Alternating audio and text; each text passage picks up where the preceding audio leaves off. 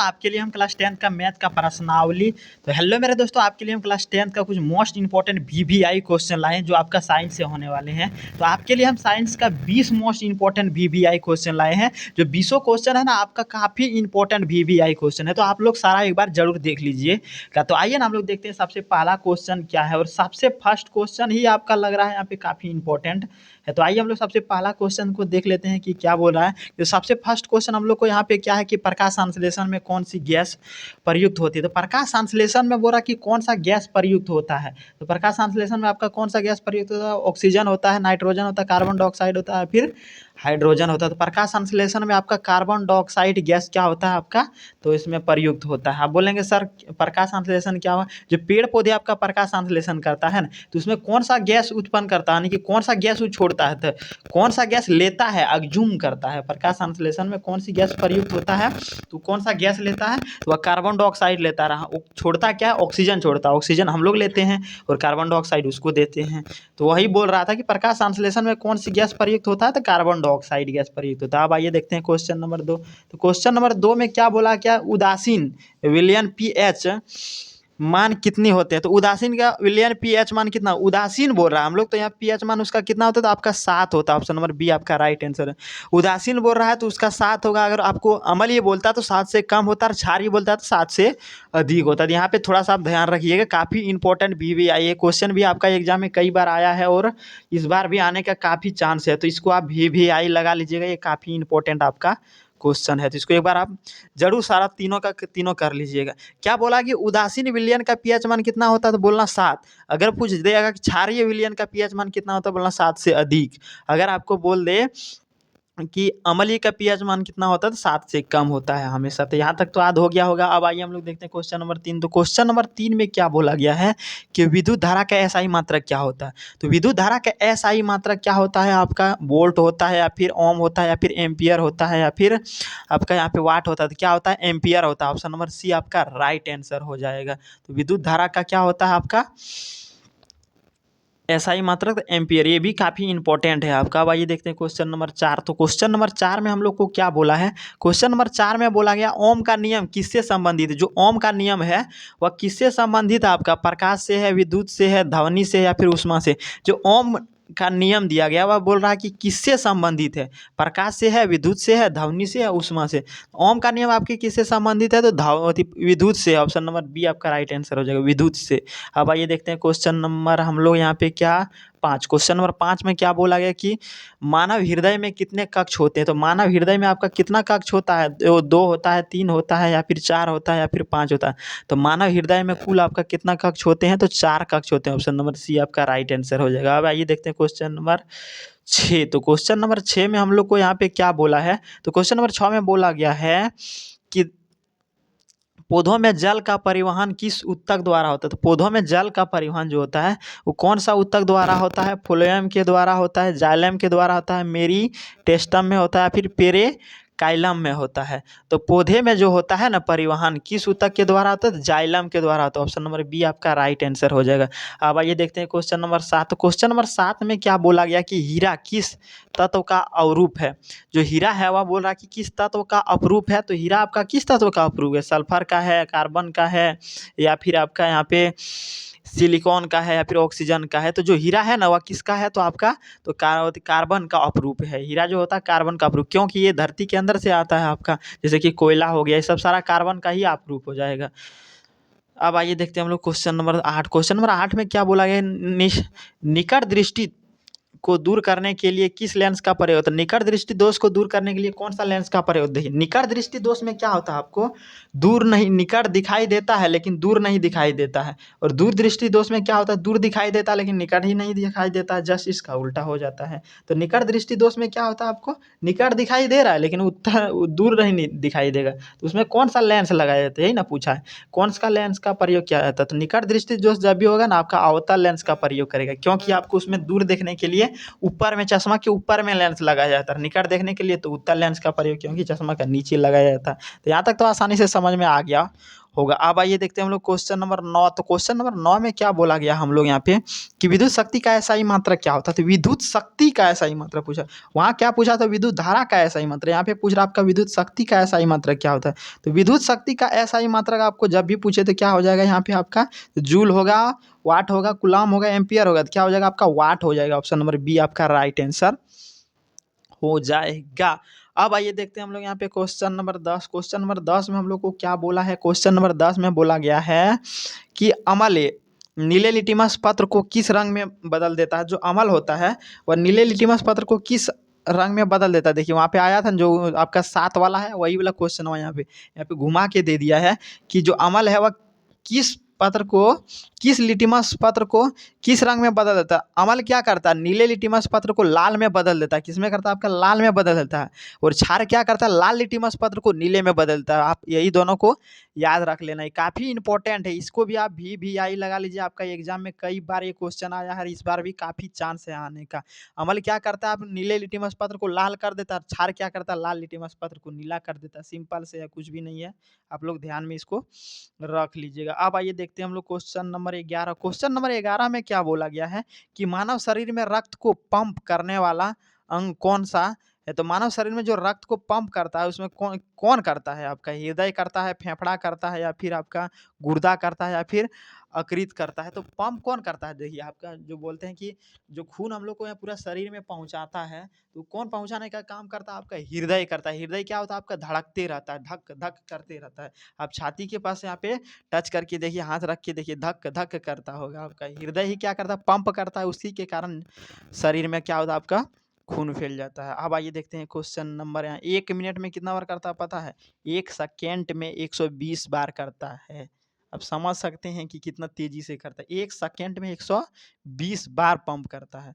अब आइए देखते हैं हम लोग क्वेश्चन नंबर आपका क्या है, 12। क्वेश्चन नंबर 12 में हम लोग को क्या बोला गया है कि श्वसन के दौरान ग्लूकोज के टूटने में मुख्यतः क्या प्राप्त होता है। जो श्वसन के दौरान ग्लूकोज आपका टूटता है ना, तो उसमें आपका क्या प्राप्त होता है, बोल रहा है कि ऊर्जा प्राप्त होता है, जल ही प्राप्त होता है, कार्बन डाइऑक्साइड, ऑक्सीजन प्राप्त होता है, फिर नाइट्रोजन प्राप्त होता है। तो क्या होता है इसमें आपका क्वेश्चन नंबर 12 का क्या हो जाएगा, ए ऊर्जा प्राप्त होता है। क्या होता है, ऊर्जा प्राप्त। श्वसन के दौरान ग्लूकोज में क्या होता है, ऊर्जा प्राप्त होता है। ग्लूकोज देखिए किसी आदमी को कुछ हो जाता है उसका एनर्जी लो हो गया, उसको तुरंत बोलता है कि इसको ग्लूकोज पिलाओ, ग्लूकोज घोर के दो, तो क्या होता है, ऊर्जा देता है आपको। अब आइए देखते हैं क्वेश्चन नंबर 13। तो क्वेश्चन नंबर 13 में क्या बोला है, क्वेश्चन नंबर 13 में हम लोग को यहाँ पे बोला गया है कि विद्युत प्रतिरोध का एसआई मात्रक क्या होगा। तो विद्युत प्रतिरोध का एसआई मात्रक पूछ रहा है भाई साहब। तो विद्युत प्रतिरोध का एसआई मात्रक क्या होगा, वोल्ट होगा, एम्पियर होगा, या फिर ओम होगा, या फिर वाट होगा।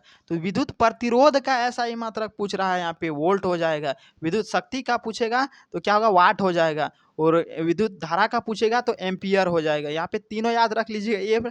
ये क्वेश्चन है आपका काफी इंपोर्टेंट है, और कई बार आया है आपका एग्जाम, आएगा ही आएगा, हर बार पूछता है यहाँ से। विद्युत के बारे में दे देगा, प्रतिरोध दे देगा, शक्ति दे देगा, या फिर आपको यहाँ पे दे देता है क्या, विद्युत धारा दे देता है। ये तीनों देता है और इसका एसआई मात्रक पूछ देता है। तो आप इसमें बच्चे काफ़ी कंफ्यूज हो जाता है, एग्जामिनर जानबूझ करके इसी को डालता है आपका एग्जाम में, तो आप कंफ्यूज हो जाए और गलत कर दे। तो आपको कंफ्यूज बिल्कुल नहीं होना है। प्रतिरोध पूछेगा तो वोल्ट लगा देना है, और शक्ति पूछेगा वाट लगा देना है, एम्पियर थी धारा पूछेगा तो एम्पियर लगा देना। अब आइए देखते हैं क्वेश्चन नंबर 14। क्वेश्चन नंबर 14 में क्या पूछा है, प्रकाश की निर्वात में चाल लगभग कितना होता है। तो प्रकाश का निर्वात में लगभग चाल कितना होता है, 3 गुना 10 पर पावर 6 मीटर पर सेकंड होता है, 3 गुना 10 पर पावर 7 मीटर पर सेकंड होता है, या फिर 3 गुना 10 पर पावर 8 मीटर पर सेकंड होता है, या फिर 3 गुना 10 पर पावर 9 मीटर पर सेकंड होता है। तो क्या होता है आपका 3 गुना 10 पर पावर 8 मीटर पर सेकंड होता है निर्वात में प्रकाश की चाल। ये भी काफ़ी इंपॉर्टेंट है, इसको भी आप लोग ध्यान में रख लीजिए। अब आइए देखते हैं हम लोग क्वेश्चन नंबर 15। तो क्वेश्चन नंबर 15 में क्या बोला है, क्वेश्चन नंबर 15 में बोला गया कि निम्न में से कौन सा नवीकरणीय ऊर्जा स्रोत है। नवीकरणीय ऊर्जा स्रोत, और नवीकरणीय ऊर्जा स्रोत आपको पता है क्या होता है, तो यहाँ पे बोल रहा है कि निम्नलिखित में से कौन सा नवीकरणीय स्रोत है, ऊर्जा स्रोत है। तो क्या हो जाएगा आपका यहाँ पे सौर ऊर्जा होगा। नवीकरण मतलब क्या होता है, जो कभी खत्म होने वाला नहीं होता है। और नवीकरण मतलब क्या होता है, जो खत्म होने वाला होता है। जैसे कि यहाँ पे कोयला हो गया, कोयला आपका सीमित है, ये कभी भी खत्म हो सकता है। जैसे कि पेट्रोलियम भी कभी भी खत्म हो सकता है। प्राकृतिक गैस ये कभी नहीं खत्म होगा। सौर ऊर्जा ये कभी नहीं खत्म होगा। तो ये दोनों आपका क्या हो जाएगा, नवीकरणीय हो जाएगा। तो इसमें आपको सौर ऊर्जा लगा देना, जो पहले मिलेगा उसी को नवीकरणीय हो जाएगा। लेकिन कोयला ये सब खत्म हो जाएगा, ये सब अनवीकरण, यानी कि सीमित नहीं है, ये सब कभी भी खत्म हो सकता है। और नवीकरण क्या होता है, जैसे कि ऊर्जा हो गया, प्राकृतिक गैस हो गया, ये सब क्या हो जाएगा आपका नवीकरण, ये कभी भी आपका खत्म होने वाला नहीं। अब आइए देखते हैं क्वेश्चन नंबर 16। तो क्वेश्चन नंबर 16 में हम लोग अब आइए देखते हैं हम लोग क्वेश्चन नंबर 16। तो क्वेश्चन नंबर 16 में हम लोग को यहाँ पे क्या बोला है। तो क्वेश्चन नंबर 16 में बोला गया है कि साबुन का विलयन सामान्यतः कैसा होता है। जो साबुन का विलयन होता है वो सामान्यतः आपका कैसा होता है। तो अम्लीय से होता है, क्षारीय से होता है, उदासीन होता है, फिर इनमें से कोई नहीं होता। साबुन का विलयन आपका कैसे होता है। तो साबुन का विलयन होता है आपका क्षारीय। ऑप्शन नंबर बी आपका राइट आंसर होगा। 7 से अधिक पीएच मान होता है किसका, क्षारीय का होता है, क्षारीय। ऑप्शन नंबर बी आप राइट आंसर लगा लीजिएगा। अब आइए देखते हैं क्वेश्चन नंबर 17। तो क्वेश्चन नंबर 17 में हम लोग को क्या बोला है। क्वेश्चन नंबर 17 में बोला गया है कि अनुवांशिक की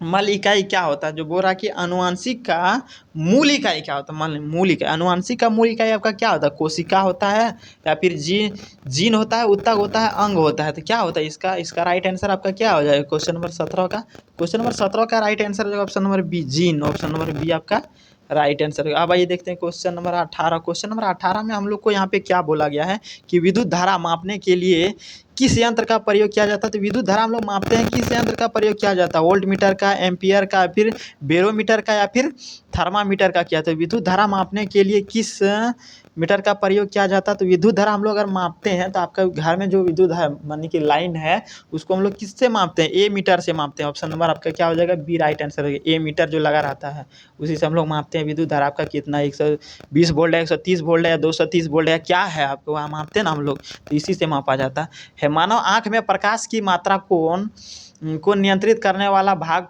कौन है सा है। तो मानव आँख में प्रकाश की मात्रा को नियंत्रित करने वाला भाग आपका कौन सा है, रेटिना है, आइरिस है, कार्निया है, या फिर आपका लेंस है। तो क्या होता है, लेंस, रेटिना, आइरिस या फिर कार्निया। तो मानव आँख में जो प्रकाश की मात्रा की नियंत्रण करने वाला भाग को हम लोग क्या कहते हैं। तो आपको क्या कहा जाता है इसको, तो हम लोग ऑप्शन नंबर बी आइरिस कहा जाता है। ऑप्शन नंबर बी आपका राइट आंसर है। अब आइए देखते हैं क्वेश्चन नंबर हम लोग 20। और क्वेश्चन नंबर 20 आपका क्या है, ये आपका आखिरी क्वेश्चन है। तो क्वेश्चन नंबर 20 हम लोग को यहाँ पे क्या था, क्वेश्चन नंबर 20 था कि लोहे पर जंग लगने के लिए मुख्यतः कितने आवश्यकता होती है, यानी कि लोहे पर जंग लगने के लिए मुख्यतः किसकी आवश्यकता होती है। लोहा में जो जंग लगता है उसमें मुख्यतः किसका आवश्यकता होता है, केवल नाइट्रोजन का आवश्यकता होता है, ऑक्सीकरण और जल का, फिर केवल कार्बन डाइऑक्साइड का, फिर केवल हाइड्रोजन क्या का होता है, ऑक्सीकरण और जल का। ऑक्सीकरण और जल के संपर्क में आप लोहे को रख दीजिएगा ना, तो 2-3 महीना आप लगातार रख दीजिएगा, देखिएगा उसमें जंग लगने लग जाएगा।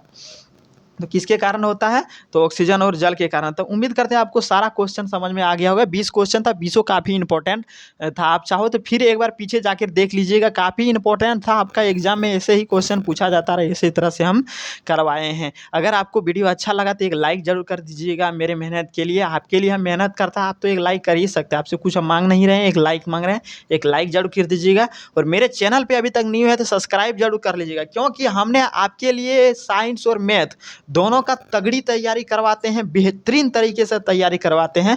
मैथ का भी आपको हम सब्जेक्टिव ऑब्जेक्टिव दोनों करवाते हैं, जो आपका एग्जाम में हर बार पूछा है, क्वेश्चन बैंक से करवाते हैं। आपको कई बार पूछे असल देखिए 10 क्लास में क्या होता है, आपका रिपीटेड क्वेश्चन पूछा जाता है। हर साल जो पूछा है ना उसी को लाया जाता है, जैसे 2017 2014। तो बच्चे उसको समझ नहीं पाते हैं कि कहाँ से क्वेश्चन आता है, और आपको लगता है कि आउट ऑफ सिलेबस नहीं है। पिछला क्वेश्चन आपका पूछा हुआ है, मात्र 1 2 3 क्वेश्चन ही देता है आपका, न्यू क्वेश्चन नहीं तो पूछा हुआ क्वेश्चन पूछता है। तो वहीं से आपको हम तैयारी करवाते हैं। तो बेहतरीन तैयारी करने चाहते हैं तो मेरे चैनल को सब्सक्राइब जरूर कर लीजिएगा, क्योंकि जैसे ही हम वीडियो अपलोड करेंगे तुरंत आप तक नोटिफिकेशन चला जाएगा, और आप भी बेहतरीन तरीके से तैयारी कर सकते हैं। तो फिर मिलते हैं इसी तरह से किसी नेक्स्ट वीडियो में शानदार वीडियो के साथ। तब तक आप बने रहिए जयकांत सर के साथ।